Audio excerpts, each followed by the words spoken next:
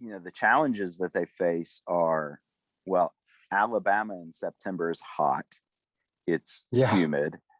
It's hurricane activity. Last year, we actually snuck the race in between a hurricane the week before and a tropical storm the week after. We had perfect weather during the race, but when we started the race, this is an interesting story. When we started the race in Weiss Lake, the Saturday that we started the race, had we been trying to finish right then at Fort Morgan, we wouldn't have been able to, because Fort Morgan had been essentially destroyed by the hurricane the week before and was completely shut down. Road access did not exist.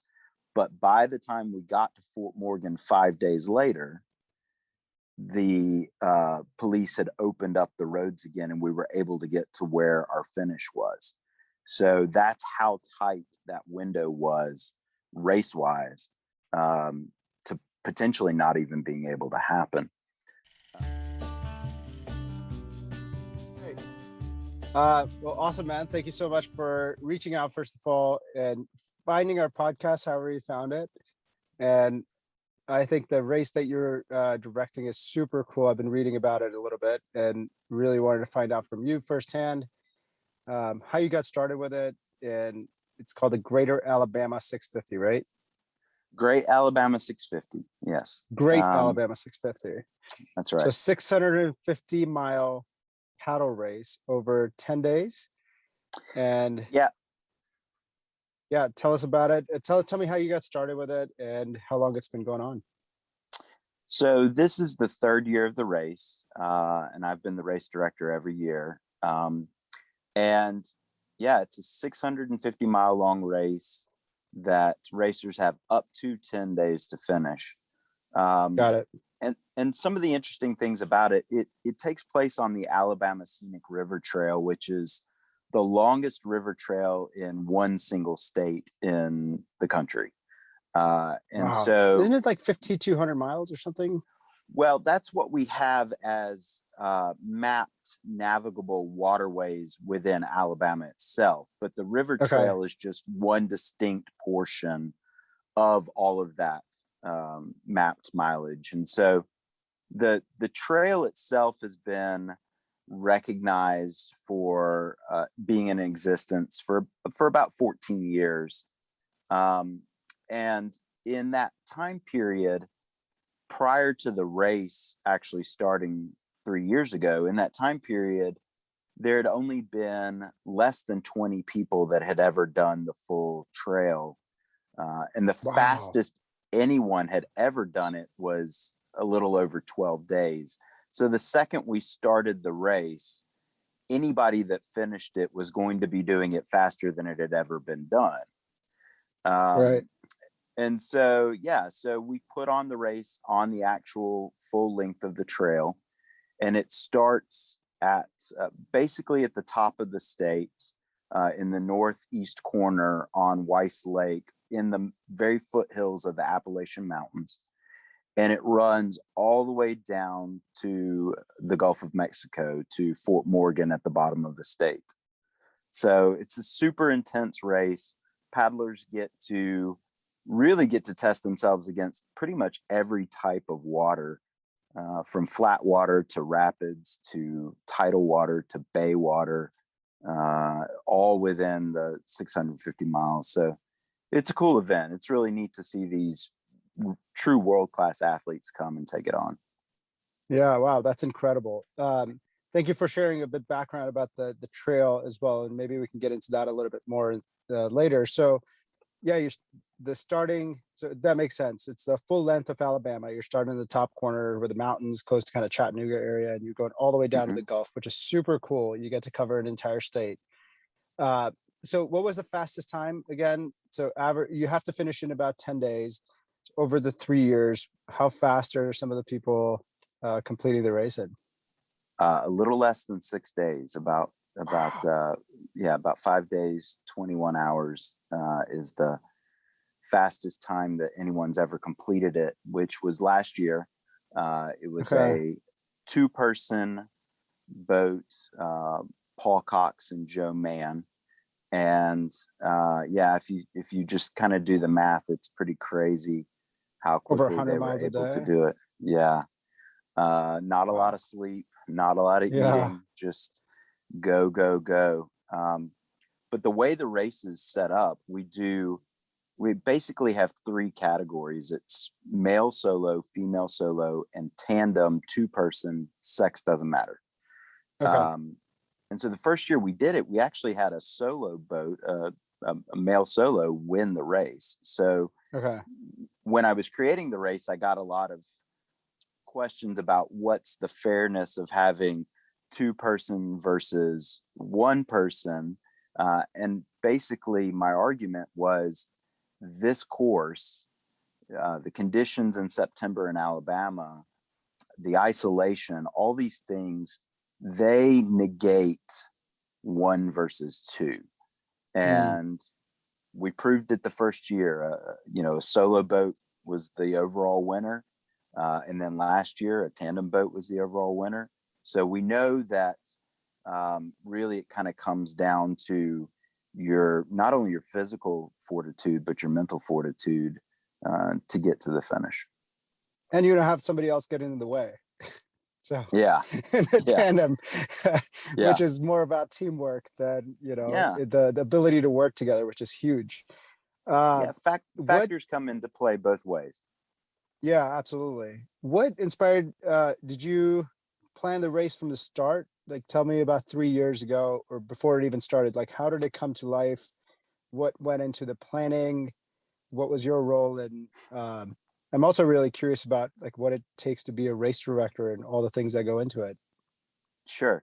So, well, the broader question of being a race director, I think what that takes to do that is just it's a couple of factors. One, it's the desire to see athletes do something great on any level, whether that's putting on a 5K or 100-mile trail race or an adventure race in Patagonia or whatever that is. Being a race director means wanting to see people be successful at some great endeavor.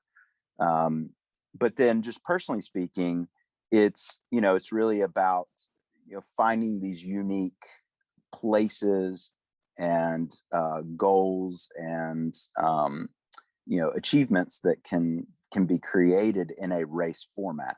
So I personally, in addition to being the race director of Great Alabama 650, I also work with other races around the world in a variety of capacities. So I work with Volcano Ultra Marathon, which is a group out of Spain that puts on multi-day stage trail races in Costa Rica and Iceland.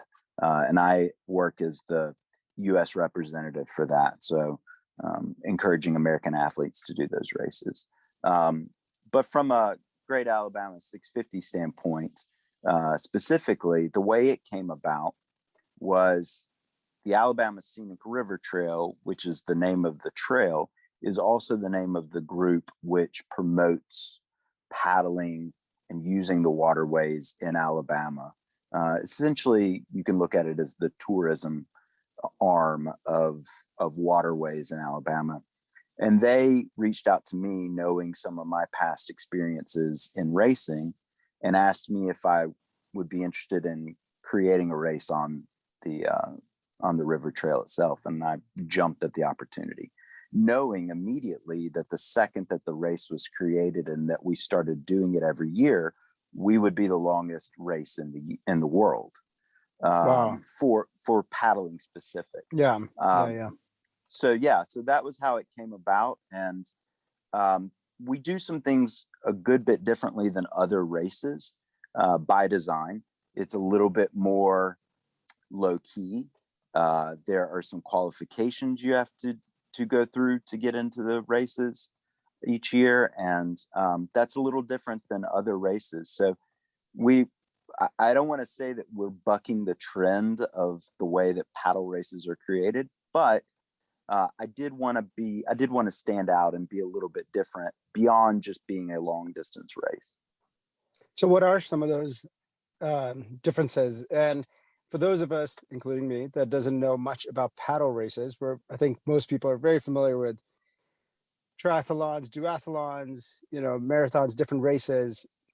One, what makes a paddle race different and unique? What goes into a typical paddle race? And then two, like how is the Alabama 650 a little bit different?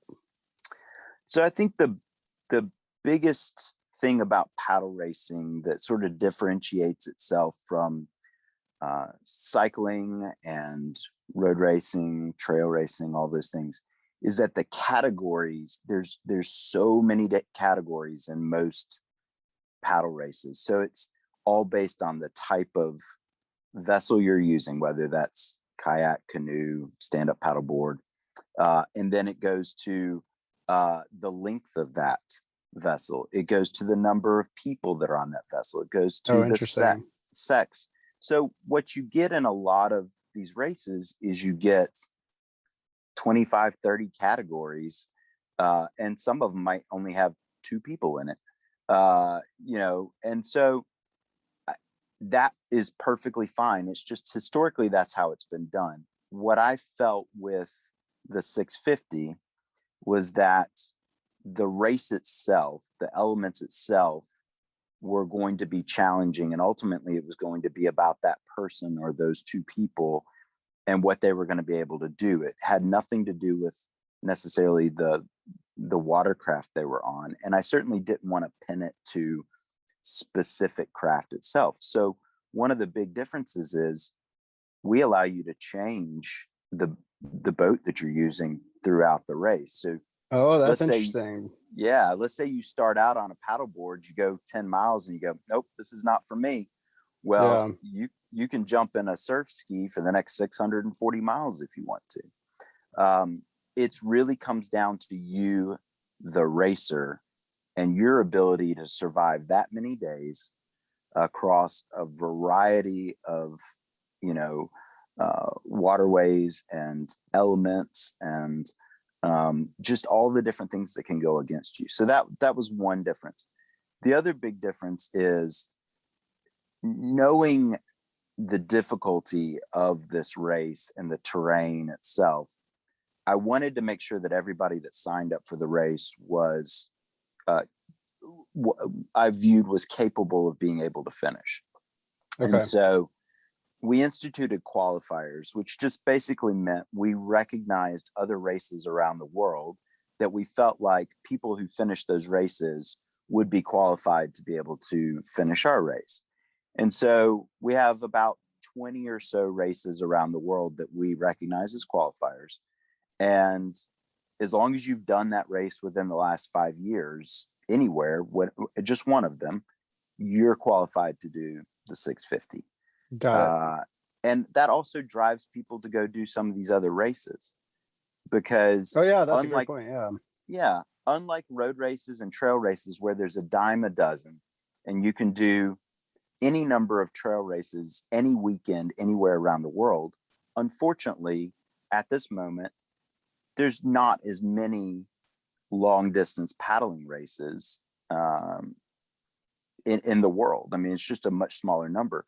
And we want to see that sport grow as much as possible. So encouraging people to go do other races in order to get them to do our race, I think works out well for everybody.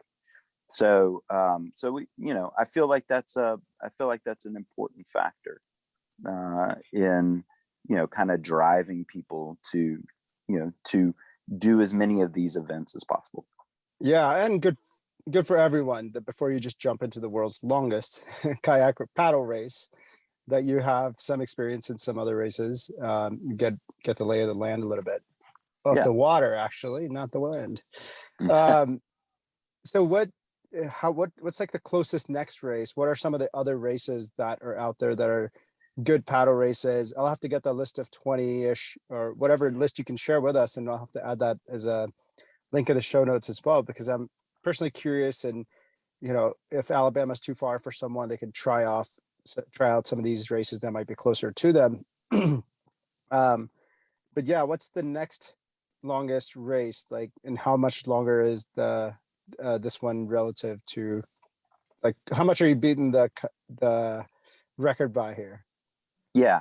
So, well, first off, you can see the list. Anybody can go look at the list of qualifiers on al650.com, al650.com. So it's all there, and it ranges from US races to Canadian races, Australia, South Africa, Europe, they're all over. So the big distinction that I like to make, because pretty much every long distance race will bill itself as something, whether that's the toughest or the longest or the whatever it is. We are specifically the longest annual race. So the longest current race that occurs is the Yukon 1000. That, when we're talking about paddling specifically, is Yukon 1000. It only occurs every other year, and unfortunately has not occurred for a number of years now for a variety of reasons, primarily COVID being the most recent one. And so as a result, for the last 3 years, we've just been the longest in the world, not only annual, but just in general, the longest, because we've actually been happening. But in the Yukon territory, there are two main races. There's the 1000, and then there's Yukon River Quest, which is a 444-mile long race as well. And that's kind of one of the I would call the granddaddy races right there. In the United States, the big ones outside of our race are the MR 340, which is the Missouri River, and it's 340 miles long. It's actually coming up very soon. And then Texas Water Safari, which is about half the distance of our race, a little less than half the distance of our race. And it's another well-known, very old race. It's been around for 60 some years. So that's, by far probably the granddaddy of all the main paddle races in the US.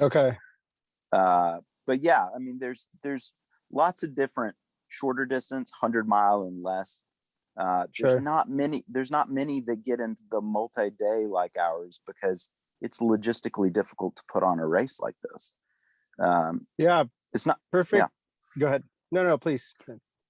I was just going to say, it's not like a road or a trail where they're a dime a dozen. It's very hard you can't just put a waterway anywhere.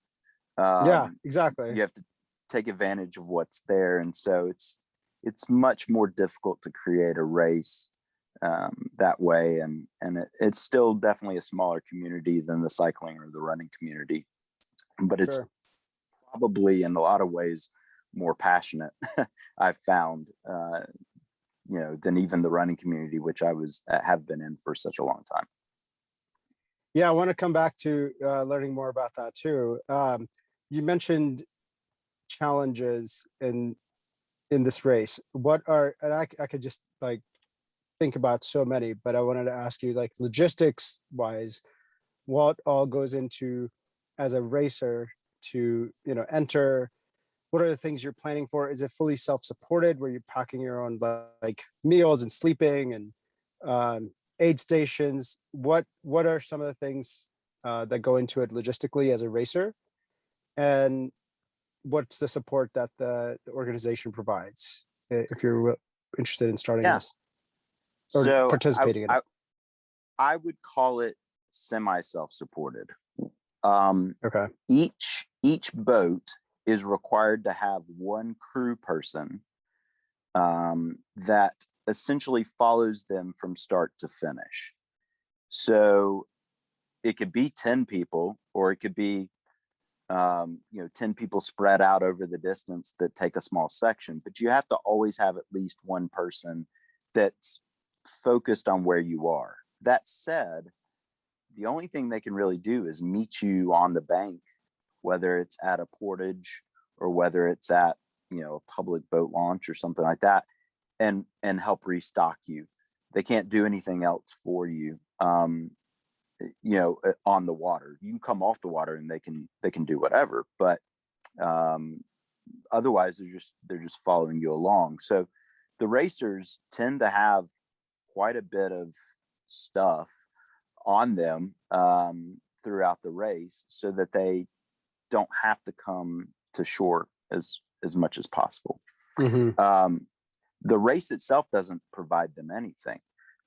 We have no aid stations. It's a shotgun start, and outside of the portages that occur at the hydroelectric dams and at the lock-in dams along the trail itself, otherwise they're on their own, and there's pretty much no touch from race staff. The portages, we do have a mandatory 30 or 45-minute downtime that occurs. And the only reason that we do that is that we want to make sure they're not racing through the portage, because that's where injuries occur. So ultimately, they end up staying longer than the 30 or 45 minutes in most instances, but they actually get that time back. So it adds up to about 4 hours and 45 minutes of time. And when they finish, that time is subtracted from their overall time. So it doesn't actually penalize them. Yeah. So it ends up, it's all about the time that you're on the water. It's built-in recovery there too. Yeah. But otherwise, the challenges that they face are, well, Alabama in September is hot. It's humid.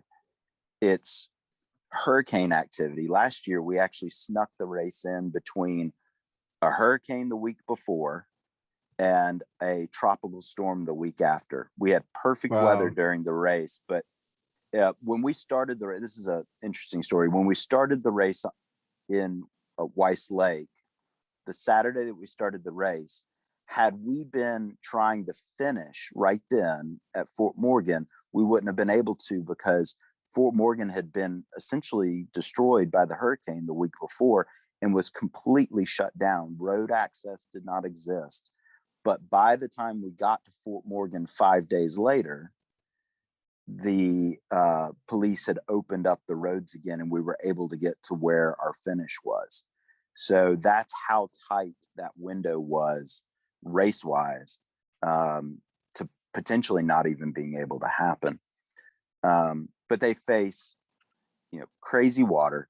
They face a variety of wildlife that ranges from sharks to alligators to snakes to dolphin to fish that will jump out of the river and into your boat. Deer that'll be crossing in front of you in the river. Just everything that you could possibly think of wildlife wise. But yeah, no, I mean, and then just all the things they have to remember to bring with them. They have to, make sure that we have a required list of items they have to have, but a lot of it is suggested. So they have to, plan ahead. And they're going to lose cell service. They're going to be separated from their crew for long periods of time. They're going to be isolated in areas where they don't see people for hours and hours and hours. So, so it's a lot. Yeah, a lot of mental fortitude goes into not just the planning ahead, but then going through the challenges and adapting on the race. Like, I don't have this thing with me. What am I going to do about it? And then pushing through regardless. And what I'm really inspired by, and one of the reasons I wanted to have you on, is just I'm personally finding this a lot in different podcasts. I listen to Rich Roll and every athlete he brings on that are doing these like massive challenges. He just has athletes that ran across America, running 35 miles a day. And what really inspires me is the human potential that we all have, not just a select few. We all have it, but a few people decide to kind of persevere and push through. And you don't have to do a 650-mile race, but I guess what I'm trying to say is, we all have this capability and to do big things, um, and we don't often believe we do, but it really takes just getting started. Uh, what's your what's your take on like what it takes to build this mental fortitude to do these big races, the challenges, and how do you think someone could get started, like off the couch, never paddled before, but or whatever activity that might be? What are some tips that you feel like would help people in life get into the outdoor activities? We're really passionate about promoting human powered adventures, um, doing more with your body. So I'm interested in learning what you think that um, that path looks like. Well, I mean, I have to give my own personal experience. I think I'm a prime example of someone who um, basically did exactly what you mentioned of that getting off the couch. I think everybody's motivation is a little bit different. Mine personally was that I signed up for a 5K road race and I was terrible. And I, had was very prideful and thought I was in great shape because I was playing lacrosse with my men's team 2 days a week. And I just thought that I thought I was going to go out and just dominate this 5K run, and I was awful. And that's perfectly fine. It's perfectly fine to not be good at the Yeah. activity. I think what's interesting is you find out if you are personally competitive with yourself. So that was my situation. I realized that I didn't do a good job at that, and I wasn't okay with that. So I don't know that I necessarily started to jump into, oh, well, I need to, run a marathon, because that wasn't it. But it was, I need to go do a 5K again. And I want to do better than what I did that first time because I felt awful.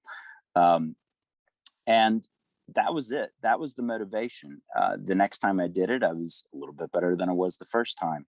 And I think that's where kind of seeing even just a minor improvement was enough to get the ball rolling. And then it was about trying a 10K, and then it was about a half marathon and a full marathon. And but the funny thing is wherever you are in the beginning is almost never where you'll ultimately end up. And so what I was thinking when I was doing a 5K was definitely not, oh, well, I'm going to run a 100-mile race one day. In fact, I was the exact opposite. I was like, that's all, that stuff is stupid. I'll never do that. I don't want to do that. But once the ball started rolling and I was competitive enough with myself, no one else but me, and realizing that, hey, I can get a little bit better and I can do a little bit more and I can go a little bit further. That's when it started to take off. And suddenly I could see the next thing and I could go, well, let's see if I can go do that. And ultimately, what happened for me was I realized that the great thing about races is that racing is the it's kind of like the pre set up vehicle for you to do this thing. So most people don't just go out and run 50 miles by themselves the first time that they're ever doing anything, but they will sign up for a race that gets them to do that, whatever that activity is. And I think that's the important thing. I think just signing up and going, and honestly, I think it's actually great to be bad at first, Yeah. because it pushes you forward. And that was what it was for me. And now, now I guess like 11, 12 years after starting to race, now my continual battle with myself is about new challenges outside racing and finding things that excite me to go tackle. I'm personally more of a runner than I'm not a great paddler. I'm decent, but I'm definitely a much better runner, and that's where most of my personal goals and focuses are. And for me, the challenge is finding a new beautiful place, or finding a new challenging trail, or creating a distance that I think makes sense for me, that's going to challenge me, and then maybe a few people along the way see it and get excited for themselves. No, thanks for sharing your journey. I like what you said about just doing it again. It doesn't matter what the result was, but just keep going, and automatically you'll figure out what you like and don't like, and adapt. And maybe you go longer, maybe you go for a faster distance. And also, just once you sign up, it gives you something to train for. Because I think the toughest thing about a race is the training, right? Like getting up, putting your shoes on, and going outside when it's not ideal temperature. But when you have that race locked in, or whatever that goal is, and you've shared it with people, it makes it a little bit easier to have a reason to go train. So I think all of the work is in the training. The race lasts like one day, but all the hours and days you put in are all, you need the motivation. So that's really cool. And I found that in the past as well. When you have something you've signed up for, or have a goal, you're more likely to get out and train harder. So what was that, now like a dozen years later, almost, the training? What are some of the other big races that you've done that you look back on as like tough, challenging races, or something you've really enjoyed?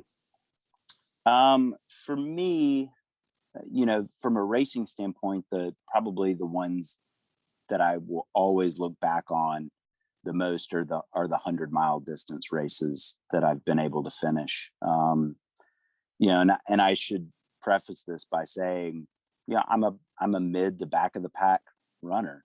I'm not I don't consider myself to be some great elite runner. I consider myself to be somebody who has decent mental fortitude that can kind of will themselves to get to the finish. And that's what it takes with the longer distances more than anything. It takes a desire to finish it, and the ability to kind of shut off the pain. So the races that I look back on are things like Run Rabbit Run, which is a well-known 100-mile race in Colorado that pretty much stays like at 9 to 10,000 feet for the majority of the race. So I think the altitude is probably the most challenging part of that race. Absolutely. Pinhoti 100, which is another 100-mile race, actually here in Alabama, but it's one of the top hundreds, I would say, in the country. It's a Western States qualifier, and a great race, and a really good opportunity to see what Alabama trails are like, which are very rooty, rocky, technical trails. And then, personally speaking, probably the thing I most think about is actually not a race, but I several years back went and ran around Lake Balaton, which is the largest lake in Central Europe. It's in Hungary. And I did a solo self-supported 135-mile long run around this lake in the middle. It's a big tourist lake. And I went in the middle of off season when it was like it was abandoned. And Oh, wow. it was a really intense experience because, for a lot of reasons, but I look back on it because, I was completely alone in a country where I didn't speak the language, and it was totally by my own creation. And if I quit, that would have been just as fine as finishing it, because it was my thing. But I did finish it, and I felt, really proud for that. So that's probably what That's I incredible. think about the most. What year was that? It was end of 2018. It was in late in that year, in November. And I have just one quick thing about it. It's a beautiful lake. It's an amazing place. But what I did not know when I went was all these little towns that are around it, they basically completely shut down once the summer is over. and the people just leave town. They're not there. So there would be sections where I would run through like a neighborhood for miles on end in the middle of the night, and the only light was the street lights. Every house was dark. There were no cars. There were no people.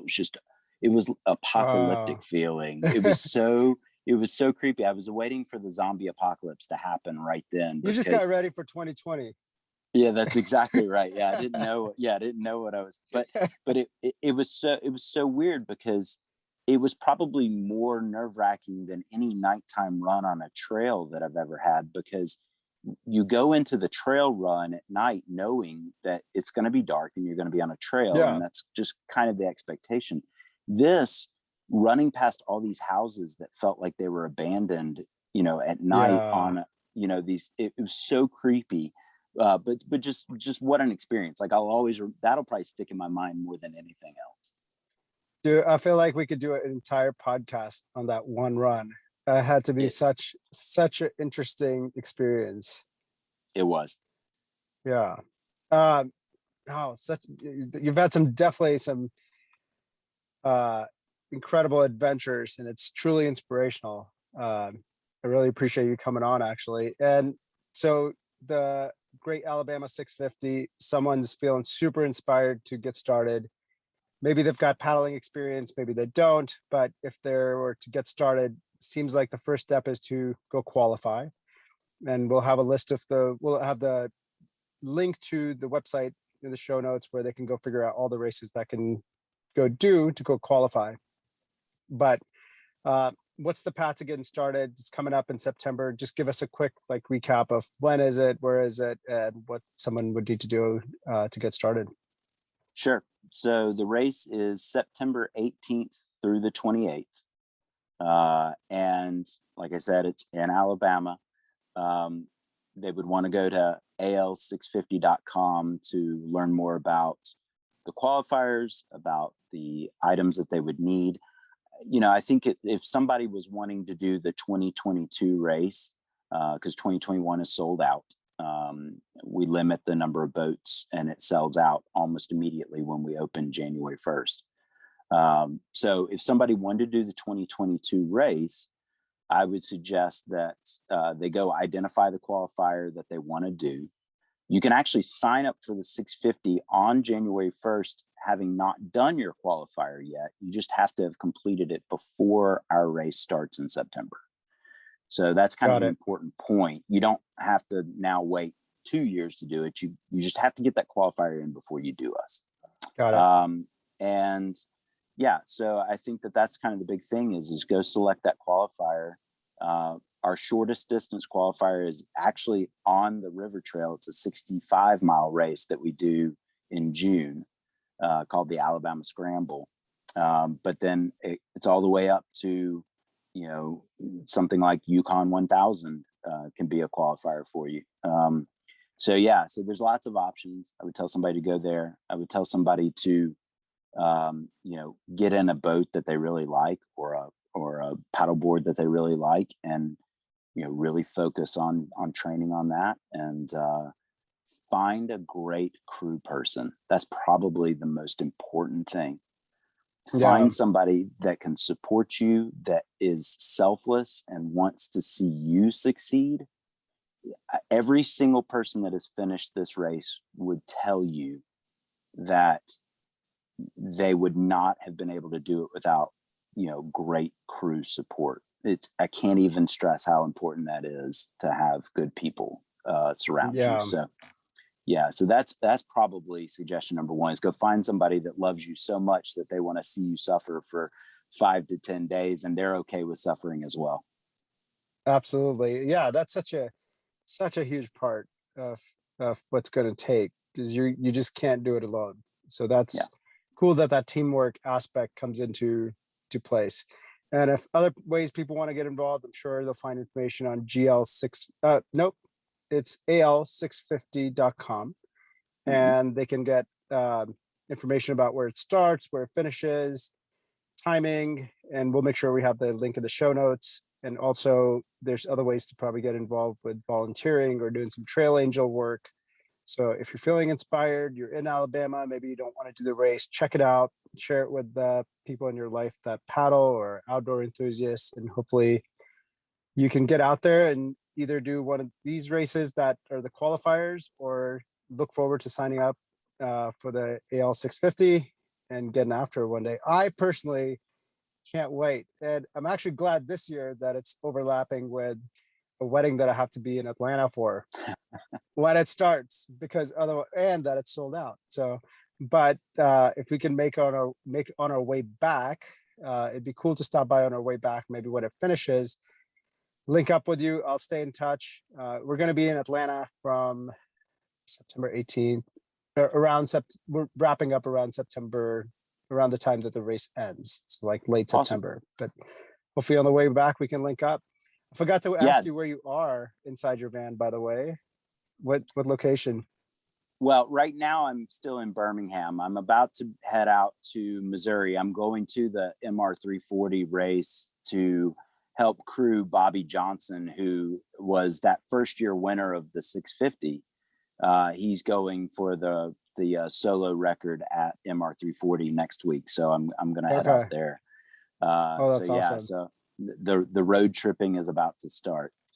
But I do want to say one last quick thing. Anybody that wants to follow along that can't make it to Alabama, we do have a tracking map that's on the website, and it's down to the minute of where the racer is. So it's by far probably the most popular thing online that people follow throughout the race is that map. They get excited, and people get really passionate about specific racers and are posting on social, teams this person or team that person. So it's great. So so people should definitely follow along with the tracking map if they've got interest during the race. Awesome. Yeah, hopefully when you're be in the betting in Vegas.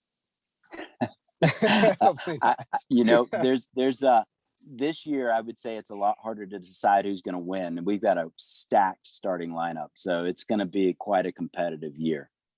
Sweet. I'm going to put it on my calendar to make sure I check in and tune in on the virtual race aspect of it. Awesome. Well, thank you, Greg, for joining us today. I really appreciate the time that you spent with us. I truly enjoyed learning more about the race and the water trail system in general.